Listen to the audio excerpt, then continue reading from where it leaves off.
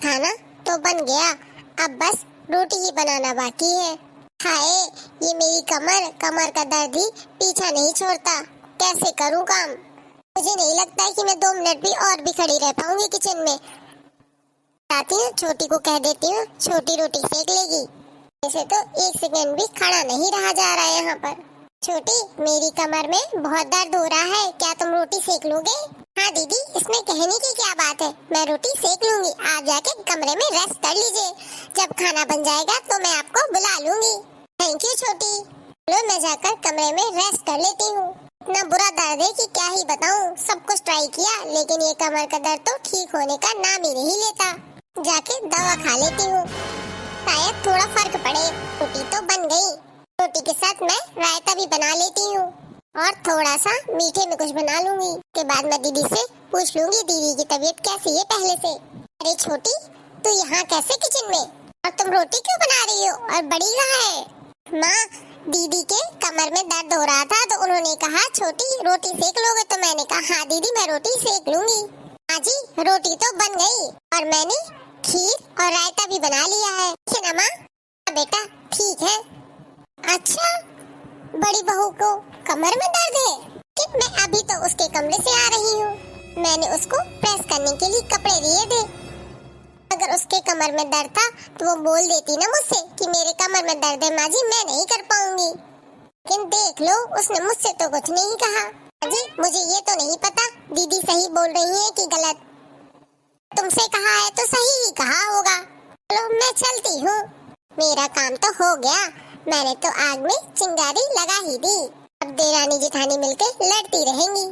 चलो ये देखकर मुझे मजा ही आएगा। वैसे माँ जी गलत तो कुछ नहीं कह रही थी। मुझे यही लगता है कि दीदी की ही इसमें कोई चाल होगी। दीदी मुझसे रोटी बनवाना चाहती, इसलिए दीदी ने मुझसे ये सब नाटक किया। मैं जाकर दीदी से बात करती हूँ। दीदी आपने मुझसे झूठ क्यों बोला? आप सीधे सीधे मुझसे ये कह सकती थी कि छोटी रोटी बना दो जाकर। आपको इसमें झूठ बोलने की क्या जरूरत थी मुझसे? अरे छोटी, मैंने कोई झूठ नहीं बोला, सच में मेरे दर्द हो रहा है। और जब माँ जी आई थी मेरे पास कपड़े लेकर प्रेस के लिए, तब मैंने इसलिए उन्हें मना नहीं किया क्योंकि आप उस टाइम रोटी बना रहे थे। मुझे मना करना ठीक नहीं लगा, इसलिए मैंने मना नहीं किया माँ जी को। ठीक है दीदी, शाम का खाना अब आप ही बना लीजिएगा, मैं जाकर रेस्ट कर रही हूँ। ठीक है छोटी, जाकर तुम रेस्ट कर लो, मैं बना लूंगी। छोटी, मैंने खाना बना दिया है, अब आप बर्तन धो लीजिएगा। नहीं दीदी, मैं बर्तन नहीं धुलूंगी। क्यों? बर्तन क्यों नहीं धुलोगी तुम? वैसे भी मैंने दोपहर के बर्तन धो दिए थे। छोटी, 2 बर्तनों को धोने को बर्तन धोना नहीं कहते हैं। चुपचाप जाकर तुम बर्तन धो दो सारे। तो अच्छा हुआ कि देरानी जेठानी मिलकर लड़ रही है, ये देखकर तो बड़ा ही आनंद आ रहा है मुझे। अच्छा है, दोनों लड़ती रहेंगी और दोनों ही मुझे ही पूछेंगी। वैसे भी मेरा काम तो हो गया, जो मैं चाहती थी वही हो रहा है। दोनों आपस में कुत्तों बिल्ली की तरह लड़ रही है। ऐसे भी मेरे मम्मी पापा ने पहले ही बात कर ली थी कि हमारी बेटी बर्तन नहीं धोएगी, चाहे तो आप लोग घर के काम के लिए नौकर रख लें। अच्छा, अभी तक पूरी जिंदगी हम और मम्मी मिलके काम करते रहे, तब तो हमने नौकर नहीं रखा। अब तुम आ गई है तो घर में हम नौकर रखे? बर्तन धोइए या मम्मी धोए या नौकर धोए, मुझे उससे मतलब नहीं है। मैं बर्तन नहीं धुलूंगी। ठीक है, मत धो, अभी बर्तन नहीं धुलूंगी आज। बड़ी आई मुझसे बर्तन धुलवाने वाली। छोटी बहू, ओ छोटी बहू। हाँ मम्मी जी, कहिए क्या कर रही थी? मम्मी जी, मैंने मैनिक्योर और पेडिक्योर कराया है, कराकर फ्री हुई हूँ और अब टीवी देख रही हूँ। अच्छा। अभी माँ जी बड़ी दीदी आई थी, क्या कह रही थी बड़ी बहू जी? मुझसे बर्तन धुलाने के लिए कह रही थी। मैंने भी मना कर दिया कि मैं बर्तन नहीं धुलूंगी क्योंकि मैंने अभी मैनिक्योर पेडिक्योर कराया, मेरे हाथ खराब हो जाएंगे। तो यही चाहती है कि मेरे हाथ खराब हो जाए, मेरे हाथ अच्छे ना दिखे। हाँ, मैं तो जानती हूँ अपनी बड़ी बहू को, वो ऐसी ही है, तुम्हारी खूबसूरती से जलती है। उसे पता है कि मेरी देरानी बहुत सुंदर है, सभी लोग उसी की तारीफ करेंगे और मेरी तो कोई करेगा ही नहीं। चाहती है कि तुम भी बेकार दिखो। हाँ माँ जी, मैं भी उनकी चाल समझ गई हूँ। ठीक है बहू, तुम ध्यान रखना अपना, मैं जाकर अपने कमरे में रेस्ट कर लेती हूँ। दोनों बहू आपस में लड़ी जा रही है। ये खबर अपनी बेटी को भी सुना देती हूँ।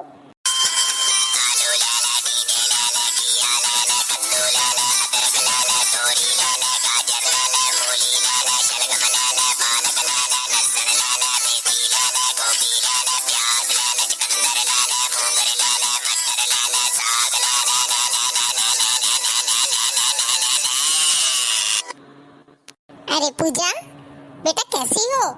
मैं अच्छी हूँ, आप बताओ आप कैसी हो? और हैप्पी मकर संक्रांति। आपको मकर संक्रांति की ढेर सारी शुभकामनाएं। बेटा आपको भी मकर संक्रांति की ढेर सारी शुभकामनाएं। बेटा एक बड़ी मजेदार बात बतानी है तुझे। हाँ माँ बताओ। तेरी दोनों भाभियाँ आपस में लड़ने मरने को तैयार रहती हैं। दोनों डेली लड़ती है किसी न किसी काम की वजह से या चीजों की वजह से। अच्छा माँ। जी भाभी आपको तो कुछ नहीं कहती? नहीं बेटा, उनकी इतनी मजाल नहीं है कि मुझे कुछ कह पाए। घर में कोई आया हुआ है, माँ जी बुला रही है, मैं अभी आती हूँ थोड़ा देर में, फिर आपसे बात करूँगी। माँ जी। अरे वाह क्या बात है, आज तो मेरी दोनों बहुएं एक साथ आएंगी मेरे कमरे में। माँ जी ये आपने सही नहीं किया हमारे साथ। आप क्या करना चाहती थी अब हमें सब समझ आ गया। ठीक से बोल, तू कहना क्या चाहती है? जी छोटी ये कहना चाहती है कि आप हम दोनों के बीच में फूट डलाने की कोशिश कर रही थी ताकि हम आपस में लड़ते मरते रहे, देवरानी जिठानी एक होकर ना रहे, और आप पीछे से मजे ले रही थी। पर से आप तो समझाने की बजाय हम दोनों के कान भरने में लगी थी। यहाँ की बात वहाँ, वहाँ की बात यहाँ कर रही थी। हमें माँ जी आपसे ये उम्मीद बिल्कुल नहीं थी। हमें लगा कि हम एक माँ को अपने घर छोड़ कर आए हैं तो दूसरी माँ हमें यहाँ मिल गई है, लेकिन आप तो कुछ और ही चाहती थी हमसे। आप तो कभी नहीं चाहते थे कि हमारे बीच में सुलह हो कभी भी। लेकिन दीदी ने समझदारी से काम लिया। उन्होंने मुझे कमरे में आकर पूरी बात बताई, और ये बात पक्की तब हो गई जब आप अपनी बेटी को फोन कर सब कुछ बता रहे थे। जी आपको ये सब शोभा नहीं देता। आप तो घर के बड़े हैं, आपके नक्शे कदम पे चलना चाहिए, लेकिन आपका तो कुछ अलग ही रास्ता है माँ जी। कहते हैं कि जो बहुएं होती हैं वो अपनी सास की परछाई होती हैं, लेकिन आप तो कुछ हमें और ही कुछ सिखाना चाहती हैं। आप ही गलत है तो हम सही कैसे हो सकते हैं माँ जी? आप ही हमें बताइए, क्योंकि जो आप करेंगे वही तो हम देखेंगे, वही सीखेंगे हम। बेटा मुझे माफ कर दो, मुझसे बहुत बड़ी गलती हो गई। मुझे आप दोनों के साथ ऐसा नहीं करना चाहिए, गलतफहमी नहीं बढ़ानी चाहिए आप दोनों के बीच। ऊपर से मुझे तो आप लोगों की गलतफहमी कम करनी चाहिए, लेकिन मैंने ऐसा बिल्कुल नहीं किया। ऊपर से मैंने आप लोगों की गलतफहमी और ही बढ़ाई। माँ जी आप हमसे माफी मत मांगिए, आप हमसे बड़े हैं। आप बस हमें आशीर्वाद दीजिए ताकि हम कोई गलत काम ना करें। ऐसे भी माँ जी आप माफी मांगते अच्छी नहीं लगेंगी, तो सिर्फ हम दोनों को आशीर्वाद दीजिए और कहिए कि हम सदा ही अच्छे रास्ते पे चले, इस घर को हमेशा बांध कर रखें, टूटने ना दें। भी लोग एक साथ मिलजुल कर रहे हंसी खुशी। मैं आपको माफ कर दिया, आप खुश हो जाइए माँ जी। वाह बेटा जी आपने मुझे माफ कर दिया, बहुत बहुत धन्यवाद आपका। माँ जी दीदी नहीं आ रही क्या मकर संक्रांति में घर? मैं तो भूल ही गई कि उसको मकर संक्रांति में घर बुला लूं। दीदी को आप फोन करके माँ जी बोल दीजिए। दीदी तो बिल्कुल पास में ही रहती है, तो सुबह दीदी ससुराल का काम निपटा लेंगी और शाम को यहाँ आ जाएंगी। हाँ माँ जी आप दीदी को फोन कर दीजिए, सब लोग त्योहार में होंगे तो अच्छा लगेगा। ठीक है, मैं अभी पूजा को फोन कर देती हूँ कि शाम को आ जाए। बेटा जी शाम को हम कीर्तन भजन का भी प्रोग्राम रख लेते हैं कि मकर संक्रांति के उपलक्ष्य में। ठीक है माँ जी, ये तो और भी अच्छा रहेगा, इसी बहाने घर में भजन कीर्तन हो जाएंगे। ठीक है, जाके तुम लोग तैयारी कर लो, सभी को फोन कर देती हूँ। ठीक है माँ जी, हम लोग भी जो काम पड़े हैं वो भी कर लेते हैं, उसके बाद हम लोग भी रेडी हो जाएंगे। और मेरे YouTube वाले भैया बहनों आप लोग कैसे हैं? हैप्पी मकर संक्रांति। आप लोगों को मकर संक्रांति की ढेर सारी शुभकामनाएं। जी आपने आज किस खुशी में भजन कीर्तन का प्रोग्राम रखा है? मैंने सोचा आज मकर संक्रांति, इससे अच्छा दिन क्या ही होगा, तो आज कीर्तन भजन रख लेते हैं। हाँ ये तो बहुत अच्छी बात है, इसी बहाने हम लोगों को भी आने का मौका मिल गया। बोलो अपनी बहू से कि अच्छा सा कोई भजन सुना दे, जिसे सुनकर हम सबको मजा ही आ जाए। ठीक है जिज्जी, फिर एक अच्छा सा बढ़िया सा भजन सुना दो जिसे सुनकर सब लोग झूम उठे। हाँ माँ जी मैं अभी ऐसा भजन सुनाती जिसे सुनकर आप सब लोग नाच उठेंगे।